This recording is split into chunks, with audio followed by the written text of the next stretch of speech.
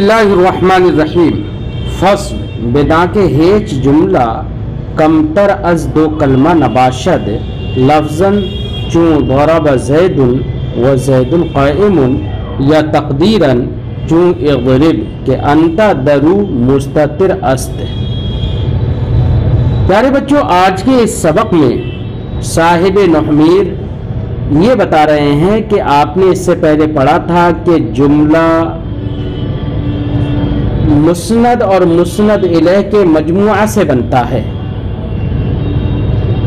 تو جملے کے لیے کم سے کم دو جزوں کا ہونا ضروری ہے، ایک مسند اور ایک مسند الیہ۔ کم سے کم دو جز ضرور ہوں گے جملے کے اندر، زیادہ سے زیادہ کی کوئی حد نہیں ہے۔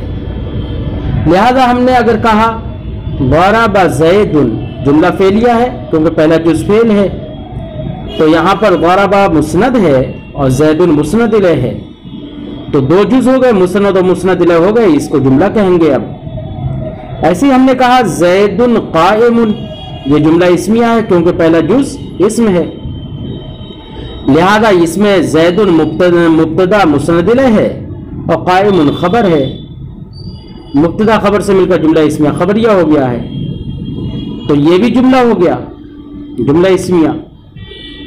تو کم سے کم دو جز چاہیے جملہ کے تحقق کے لیے، زیادہ سے زیادہ کی کوئی حد نہیں ہے۔ زیادہ سے زیادہ 3 بھی ہو سکتے ہیں، 4 بھی ہو سکتے ہیں، 5 بھی ہو سکتے ہیں، 6 بھی ہو سکتے ہیں، 7 بھی ہو سکتے ہیں، 8 بھی ہو سکتے ہیں، 9 بھی ہو سکتے ہیں۔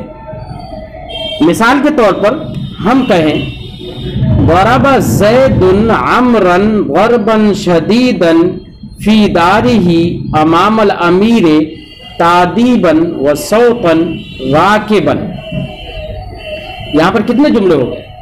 اب اس کا معنی ہوگا زید نے عمرو کو مارا ضربا شدیدہ، سخت پٹائی لگائی، زید نے عمرو کی سخت پٹائی لگائی، فی دارہ اس کے گھر میں، امام الامیر امیر کے سامنے، تادیباً ادب دینے کے لیے، وصوتاً کوڑے کے ساتھ، راکباً اس حال میں کہ وہ سوار ہے۔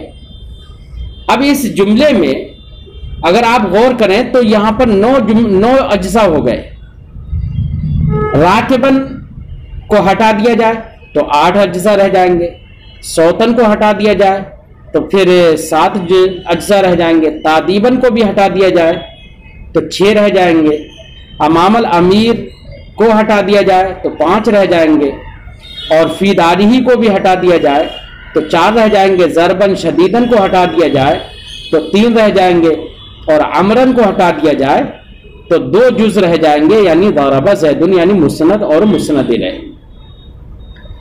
تو خلاصہ گفتگو یہ ہے بچوں کہ جملہ ہونے کے لیے کم سے کم 2 جز ہونا ضروری ہے، مسند اور مسند الیہ، اور زیادہ سے زیادہ کی کوئی حد نہیں ہے، کم سے کم 2 جز ہونا ضروری ہے۔ اب کسی کے ذہن میں یہ سوال آئے گا، جناب ہم نے کہا اضرب، تو اضرب کا معنی ہوتا ہے تو مار، جملہ تو ہے لیکن یہاں تو ایک ہی جز ہے اضرب، تو صاحب کتاب نے اس کا ازالہ کر دیا اور اس شبہے کا جواب دے دیا اور فرمایا کہ دیکھیے 2 جزوں کا ہونا ضروری ہے، مسند اور مسند الیہ کا ہونا ضروری ہے۔ اب وہ دونوں جز چاہے لفظاً ہو یعنی پڑھنے میں آئے دونوں، جیسے کہ ضرب زیدن، ضربہ یہ بھی جز پڑھنے میں آ رہا ہے، زیدن بھی پڑھنے میں آ رہا ہے، زیدن قائم، یہاں پر زیدن اور قائم دونوں پڑھنے میں آ رہے ہیں، تو دونوں جز یہاں پر لفظاً ہیں، یا ایک جز تقدیراً ہو، جیسے کہ اضرب، کہ اضرب یہ فعل امر ہے، یہ تو ملفوظ ہے لیکن اس میں ایک انتا ضمیر مستتر ہے، انتا میں ان ضمیر ہے اور تا یہ خطاب کی علامت ہے، تو یہاں پر جب ضمیر مستتر ہے وہی اس کا فاعل ہے، وہ مسند الیہ ہو جائے گا، اگرچہ وہ انتا ضمیر یہاں پر پڑھنے میں نہیں آتی ہے، اس کو یہاں پر مقدر کر مانا جاتا ہے اور اس مقدر کی تعبیر انتا سے کر لی جاتی ہے، تو وہ جو مقدر ہے نا، اب یہ تقدیر اسے مختلف اسباب کی بنا پر ہو سکتی ہے، مثلا استعمال زیادہ ہو رہا ہے اس کا تو اس لیے انتا کو مقدر کر دیا، یا اس لیے کہ اضرب فعل امر بولتے ہیں تو زیادہ تر لوگ اس سے اس کا مسند الیہ یا اس کا جو فاعل ہے وہ سمجھ لیتے ہیں، اس لیے مقدر کر دیا، یا اس لیے کہ اگر اضرب کے ساتھ انتا کو ذکر کریں گے تو وہ ثقیل ہو جائے گا، تو ثقل سے بچنے کے لیے اس کو مقدر کر دیا جاتا ہے۔ یہاں پر ہم مقدر اور محذوف کے درمیان فرق بھی بتا دیں۔ یاد رہے کہ مقدر ایک اعتباری ہوتا ہے جس کا پتہ احکام کے جاری ہونے کے وقت پتہ چلتا ہے کہ وہ فاعل ہے یا مفعول ہے یا معطوف ہے، معطوف علیہ ہے یا مؤکد ہے یا ذوالحال ہے، یہ سب پتہ چلتا ہے۔ اور جو محذوف ہوتا ہے وہ اعتباری نہیں ہوتا ہے، بلکہ محذوف جو ہوتا ہے وہ تو مذکور کے درجے میں ہوتا ہے۔ تو خلاصہ گفتگو یہ نکلا کہ کسی بھی جملے کے تحقق کے لیے کم سے کم 2 جزوں کا ہونا ضروری ہے، اور زیادہ سے زیادہ کی کوئی حد نہیں ہے۔ آپ یہ بھی نہ سمجھ لیں کہ 2 ہی جز ہونا ضروری ہے، نہیں، 2 سے زیادہ بھی ہو سکتے ہیں، جیسے کہ ہم نے مثال دی تھی۔ اسی کو صاحب کتاب اس فصل میں بیان کر رہے ہیں، فرماتے ہیں بدا کے ہیچ جملہ کمتر از 2 کلمہ نباشد۔ آپ جان لیجئے کہ کوئی بھی جملہ 2 کلموں سے کم نہیں ہوتا ہے، لفظاً ہو چاہے دونوں کلمے۔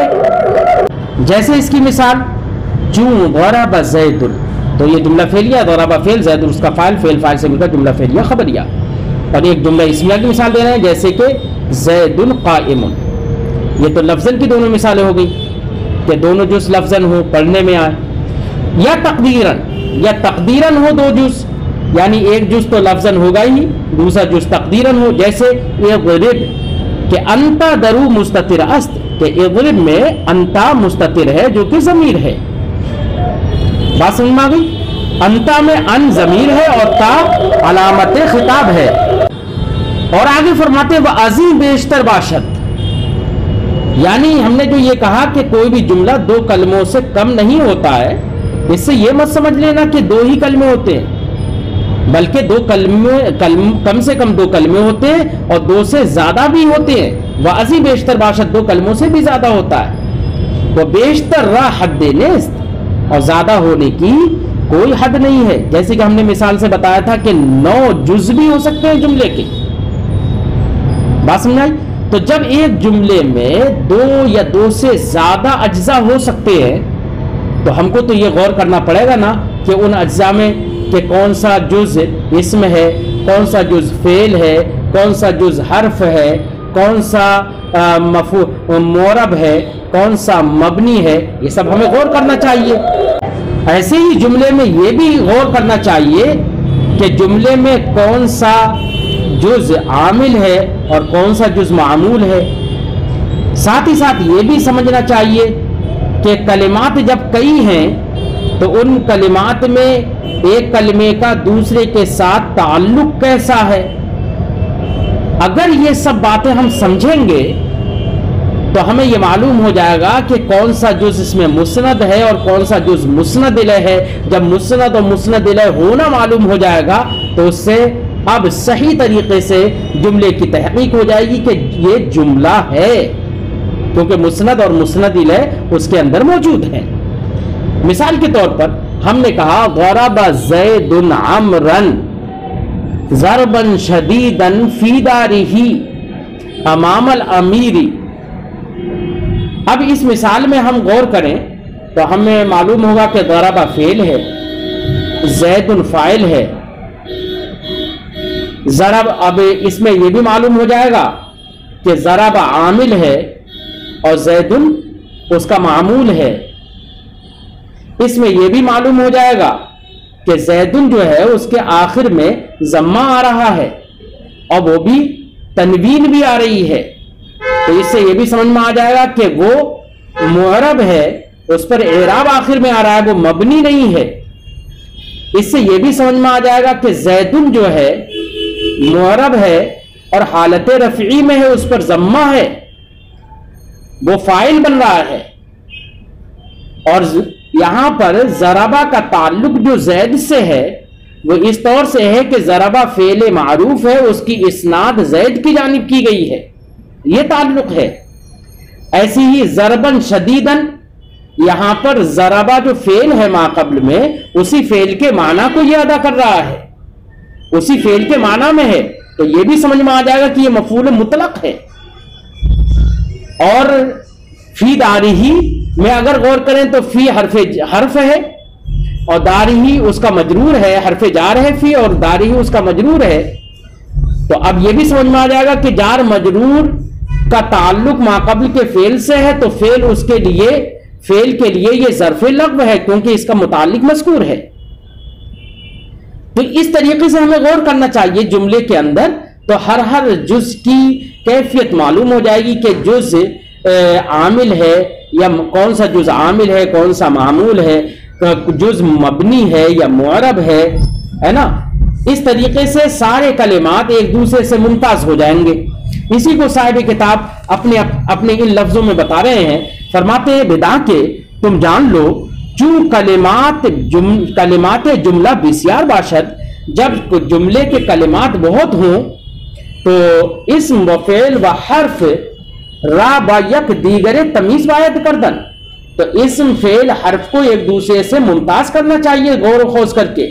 وہ نظر کردن، اور نظر کرنا چاہیے، غور کرنا چاہیے کہ معرب است یا مبنی، کہ معرب ہے یا مبنی ہے. جیسے ہم نے جاء زید میں غور کیا کہ اس میں اعراب آ رہا ہے، اس کا آخر مختلف ہو جا رہا ہے.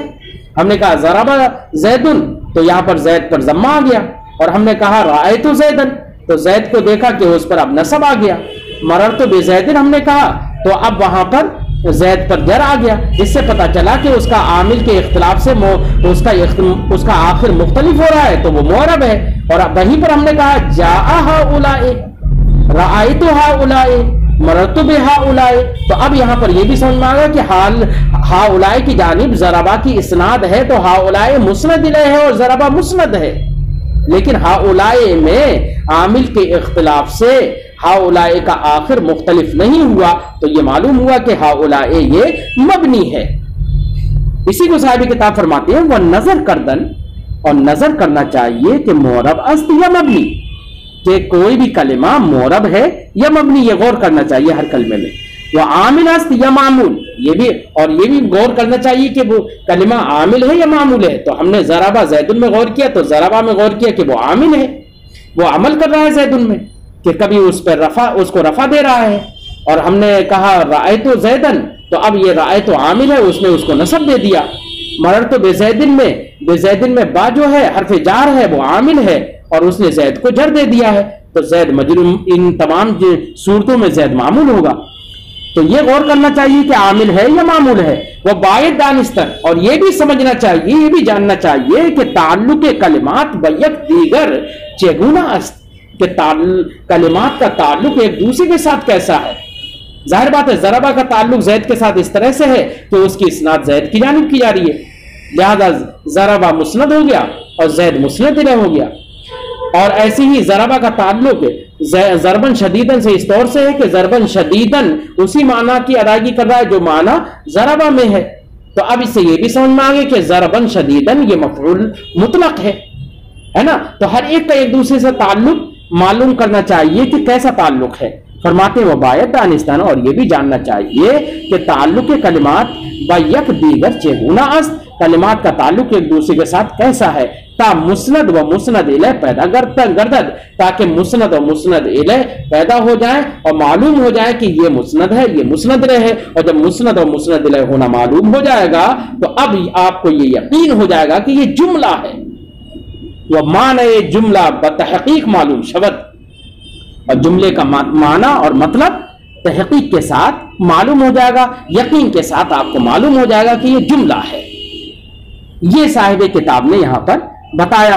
اب چونکہ جملہ جو ہے دو سے زیادہ کلمات پر بھی مشتمل ہوتا ہے، دو سے زیادہ اجزاء بھی اس کے ہوتے ہیں، تو اب اسی سے اگلے فصلوں میں مصنف بحث کریں گے، انہی باتوں کو اگلی فصلوں میں مصنف ذکر کریں گے۔ آخر میں آپ سے میں یہ عرض کر دوں کہ اگر آپ نے ہمارے اس چینل کو سبسکرائب نہیں کیا ہے تو سبسکرائب ضرور کر لیں اور لائک بھی کیا کریں اور اپنے ساتھیوں سے بھی شیئر کیا کریں، اور ہمارے اس چینل کے ساتھ ساتھ دوسرے 2 چینل ہیں، ایک ہے درس زندگی، ایک ہے دعا دوا، ان دونوں کو بھی آپ سبسکرائب کریں اور اپنے ساتھیوں سے، اپنے رشتہ داروں سے بھی شیئر کریں، کیونکہ اس میں عام لوگوں کے فائدے کی باتیں ہوتی ہیں، تو وہ بھی آپ لوگ شیئر کیا کریں اور اس کو بھی سبسکرائب کرائیں تاکہ اس کے ذریعے سے بھی ہم قوم کی خدمت کر سکیں۔ اور ان دونوں چینلوں کا لنک ہم ڈسکرپشن میں دے دیں گے۔